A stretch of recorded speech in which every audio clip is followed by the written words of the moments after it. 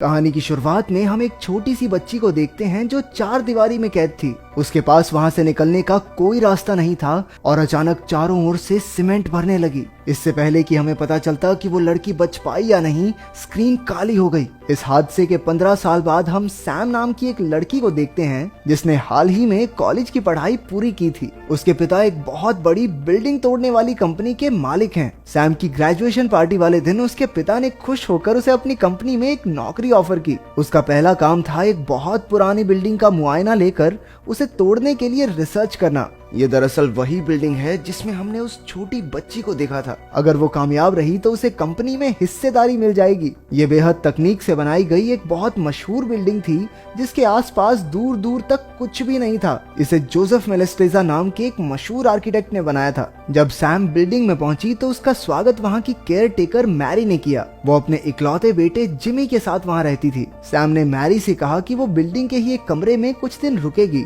Jimmy उसके bag लेकर उसे कमरे तक ले गया और उसे बिल्डिंग के रूल्स भी बताए। किसी को भी 8वीं मंजिल पर जाने की इजाजत नहीं है क्योंकि वो मेलेस्ट्रेजा का हुआ करता था और छत पर भी काफी खतरा था। रास्ते में सैम ने जूली नाम की किसी लड़की का कमरा देखा। शाम को उसने मैरी से पूछा कि यहाँ पर अब कितने लोग रहते हैं। मैरी ने बताया कि यहाँ अब सिर्फ 4 ही लोग रहते हैं। मैरी और जिमी यहाँ की देखभाल के लिए रुके हैं और बाकी 2 लोगों ने बिल्डिंग खाली करने से मना कर दिया। अगले दिन सैम पूरी बिल्डिंग का अच्छे से मुआयना करने लगी। सैम को एक रिपोर्ट तैयार करनी है जिसमें यह लिखा होगा कि बिल्डिंग तोड़ने के लिए कहां कहां पर कौन कौन सा विस्फोटक लगेगा। कुछ घंटों बाद वो पास के बाजार से खाने पीने का सामान लेने गई। वहीं पर उसने किसी का लैपटॉप लेकर इस बिल्डिंग का इतिहास देखा। उसे पता चला कि 1993 में इस बिल्डिंग से लगातार कई लोग गायब हो गए थे। आखिरकार जब वो मिले तो उस खौफनाक मंजर ने सबका दिल दहला दिया। 16 लोग जिनमें आदमी, औरतें और बच्चे सभी शामिल थे, उन्हें छोटे छोटे कमरों में कैद करके उनके ऊपर सीमेंट डाल दी गई थी। ये सारे लोग वहीं जिंदा दफन हो गए। उनमें से एक आदमी खुद मेलेस्ट्रेजा था।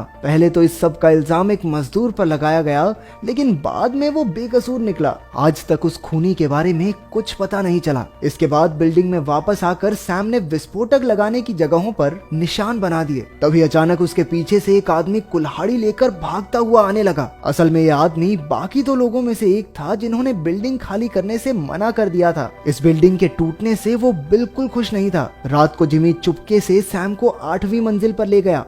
जिमी ने उसे बिल्डिंग के आर्किटेक्ट मेलेस्ट्रेजा के बारे में बताया कि कैसे कातिल ने उसे जिंदा ही दीवार में दफन कर दिया। वो दोनों एक कमरे में पहुंचे और जिमी ने उसे वो दीवार दिखाई जहां मेलेस्ट्रेजा की लाश मिली थी। जब उसकी लाश मिली तो सीमेंट में उसका चेहरा पहचानना भी मुश्किल हो गया था। उसकी माँ मैरी ने ही आखिरकार उसकी लाश पहचानी। जिमी ने ये भी बताया कि उन 16 लोगों में जूली नाम की एक छोटी सी बच्ची भी थी जिसे हमने कहानी की शुरुआत में देखा था। जिस कमरे में सैम रुकी हुई है वो दरअसल जूली का ही था। उन 16 लोगों में जिमी ने अपने पिता को भी खो दिया था। अचानक लाइट चली गई और हड़बड़ी में सैम की टांग पर चोट लग गई। बाद में जिमी ने उसकी चोट पर दवाई लगाई और उसके करीब आने की कोशिश करने लगा लेकिन सैम ने यह साफ कर दिया कि वो ऐसा कुछ नहीं चाहती। शाम के समय वो शीशा देख रही थी जब वो अचानक जोर जोर से हिलने लगा। उसने शीशा हटाकर देखा और तभी वहां एक छेद से खून की धार बहने लगी। जैसे ही सैम उसके करीब गई उसे किसी ने जबरदस्ती दीवार में खींच लिया। उसकी आंख खुली तो वो वैसे ही एक छोटे से कमरे में बंद थी। कुछ ही पलों में चारों ओर से सीमेंट भरने लगी।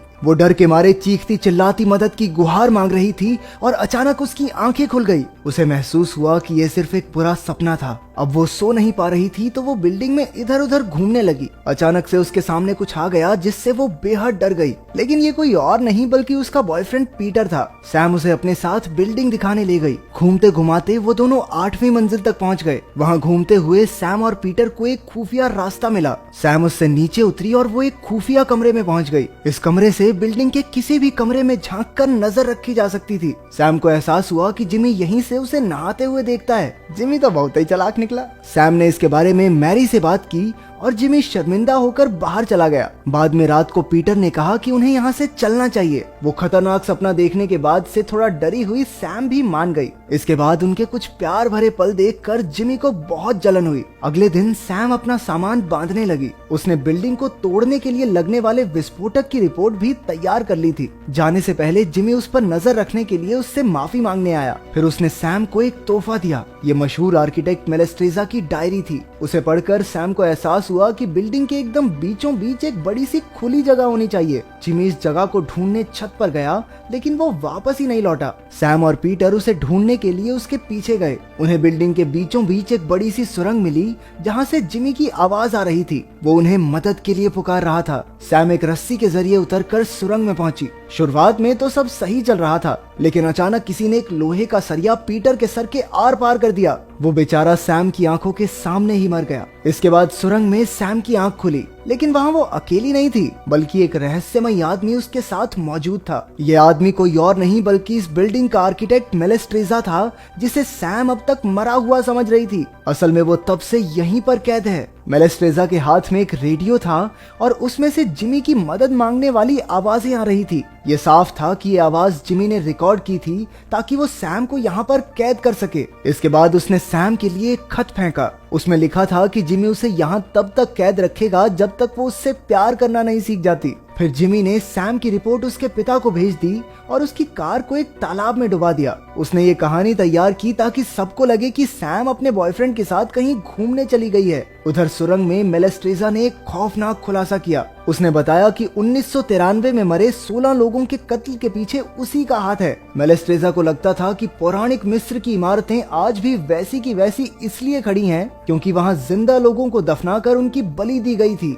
वो भी अपनी बनाई इमारतों को हमेशा खड़ा रखना चाहता था, इसलिए उसने लोगों को दीवारों में जिंदा दफना दिया। उसने बताया कि उन 16 लोगों में मैरी का पति भी था, इसलिए उसकी मौत का बदला लेने के लिए मैरी ने मेलेस्ट्रेजा को हमेशा के लिए यहाँ कैद कर रखा है। मैरी ने किसी और आदमी की लाश को मेलेस्ट्रेजा की लाश बताकर सबको चकमा दे दिया। बाहरी दुनिया में सबको यही लग रहा था कि मेलेस्ट्रेजा मर चुका है, जबकि वो तो यहाँ कैद था। इसके बाद जिमी लौटा और उसने एक कैसेट टेप नीचे भेजी। मेलेस्ट्रेजा ने टेप चलाई और जिमी ने कहा कि वो उन दोनों को एक साथ डांस करते देखना चाहता है। मेलेस्ट्रेजा ने सैम को समझाया कि उन्हें जिमी का ऑर्डर मानना ही होगा। अगर उन्होंने उसकी बात नहीं मानी तो जिमी बेहद खौफनाक सजा देता है। ये सुनकर सैम भी डांस के लिए राजी हो गई, लेकिन जब जिमी ने उन्हें किस करने को कहा तो सैम ने साफ इनकार कर दिया। मेलेस्ट्रेजा ने जबरदस्ती खींचकर सैम को किस कर दिया। कुछ पलों बाद उन्हें रोककर जिमी ने मेलेस्ट्रेजा से कहा कि आज के बाद सैम को छूने की हिम्मत ना करे। बाद में उसकी बात मानने के लिए जिमी ने इनाम के तौर पर उन्हें खाने पीने की एक टोकरी दी। उसमें एक रेडियो भी था जो उसने सैम से बात करने के लिए भेजा था। सुबह मैरी छत पर आई और सैम ने चिल्लाकर उससे मदद मांगी। सैम को मेलेस्ट्रेजा के साथ कैद देखकर मैरी के होश उड़ गए।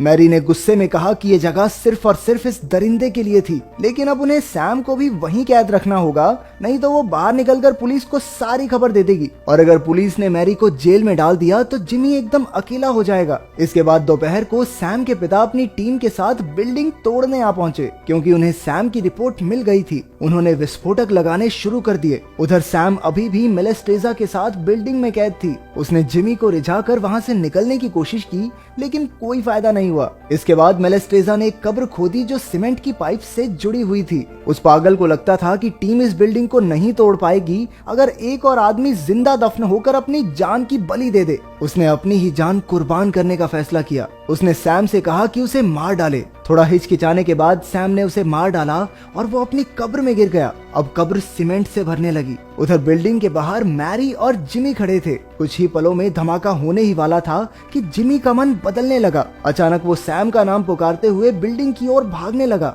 अपनी बेटी का नाम सुनकर सैम के पिता ने तुरंत धमाका रोक दिया। छत पर जिमी सैम को ढूंढने गया और उसके पिता को सारी सच्चाई का पता चला। इसके बाद सैम को वहां से निकालकर एम्बुलेंस में ले जाया गया। मैरी को भी मेलेस्ट्रेजा को कैद करने के जुर्म में जेल में डाल दिया गया। आखिर में सैम ने बताया कि मेलेस्ट्रेजा ने 27 बिल्डिंग्स बनाई थी और सारी आज भी वैसे ही खड़ी हैं। ये बिल्डिंग उसके दिल के सबसे करीब थी और इसे बचाने के लिए उसने अपनी जान की बाजी लगा दी। उसकी इस कुर्बानी को देखते हुए इस बिल्डिंग को ना तोड़ने का फैसला किया गया और उसकी याद में ये बिल्डिंग आज भी कायम